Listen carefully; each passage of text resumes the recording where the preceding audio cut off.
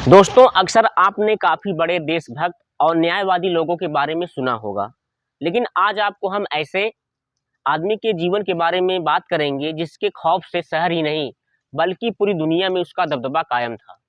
आदाब, सत श्री अकाल, मैं रवि। आज की जो सच्ची घटना आपको बताने जा रहा हूँ, यह कहानी अंडरवर्ल्ड डॉन दाऊद इब्राहिम की है। अंडरवर्ल्ड दुनिया के सबसे बड़ा नाम दाऊद इब्राहिम का आता है, जिसके नाम से पूरी दुनिया खौफ खाती है, जिसके पीछे कई देशों की पुलिस लगी हुई है, जिसके एक इशारे पर अंडरवर्ल्ड के बड़े बड़े काम बैठे बैठे हो जाता है, जिसका खौफ पूरी दुनिया में आज भी कायम है। वो डॉन अक्सर खौफ खा जाता है जहां पर प्यार, मोहब्बत, एक नफरत भरी दुनिया के अलावा कुछ भी नहीं है। यह डॉन किसी के प्यार में कुछ भी कर गुजरने को तैयार था। यह डॉन दुनिया का बेताज बादशाह था। तो कभी यह 16 साल की लड़की की सुरीली आंखों पर नाचता था, कभी आतंकी हमला और जैसे हत्या कराने के पीछे नहीं था। एक दौर था कि जब दाऊद को बॉलीवुड की हीरोइन पसंद आ जाती थी तो उसे दुबई के दरबार में पेश होना पड़ता था। अगर वो मना कर देती थी तो दाऊद इब्राहिम उसका कैरियर खराब कर देता था। दाऊद जब चाहा जिसे अपने पास बुलाकर ही छोड़ता था। दाऊद की पहली लेडी लव, जिसे वह चाकू लेकर घर में मारने के लिए घुस गया था, लेकिन उल्टा ही उसे मुंह लटकाकर लौटना पड़ा। दाऊद को पहला प्यार तब हुआ था जब वह मुंबई के मुसाफिर खाना में रहता था। मुंबई के मुसाफिर खाना के बगल दाऊद का दुकान था। एक सुजाता नाम की लड़की थी। उसकी दुकान के बगल में ही सुजाता नाम की एक लड़की रहती थी। उसके साथ दाऊद का अफेयर था। जब इसकी खबर सुजाता के घर वालों को मालूम पड़ता है तो हंगामा खड़ा हो जाता है। एतराज की वजह यह थी कि दाऊद एक मुसलमान था और उसकी गिनती मोहल्ले के बदमाश लड़कों में होती थी। दाऊद से छुटकारा पाने के लिए सुजाता के घर वालों ने सुजाता की शादी कर दी।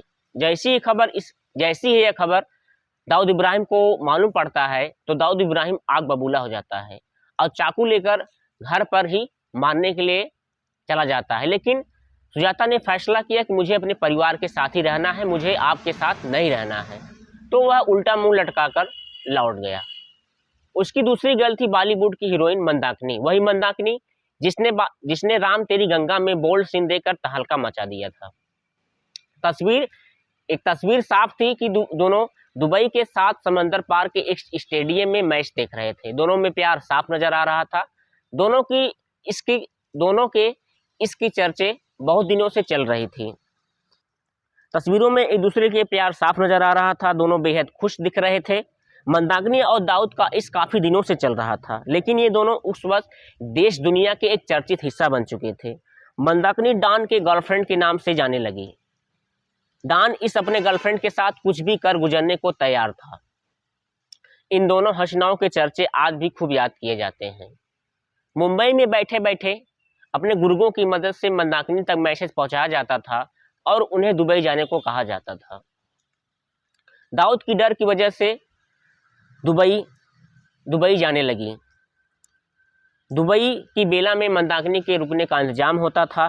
दोनों अक्सर क्रिकेट मैच देखने जाते थे। दोनों की तस्वीर पत्रिकाओं और अखबारों में खूब छपने लगी।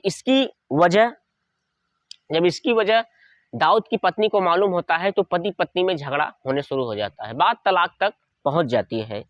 जब मुंबई में आतंकी हमला हुआ था तो पुलिस कस्टडी में मंदाकिनी को ले जाया गया, जहां तक उन्हें कई हफ्तों तक सवाल पूछा गया कि आप दाऊद से पहली बार कब मिली, उसका मोबाइल नंबर क्या था, जिस होटल में आप रुकी थी उस होटल का नाम क्या था, किस कमरा में आप रुकी थी, कितनी देर तक आपसे बातचीत हुआ और उसने आपसे क्या क्या बात करता था और कहाँ कहाँ आपको टहलाने जाता था।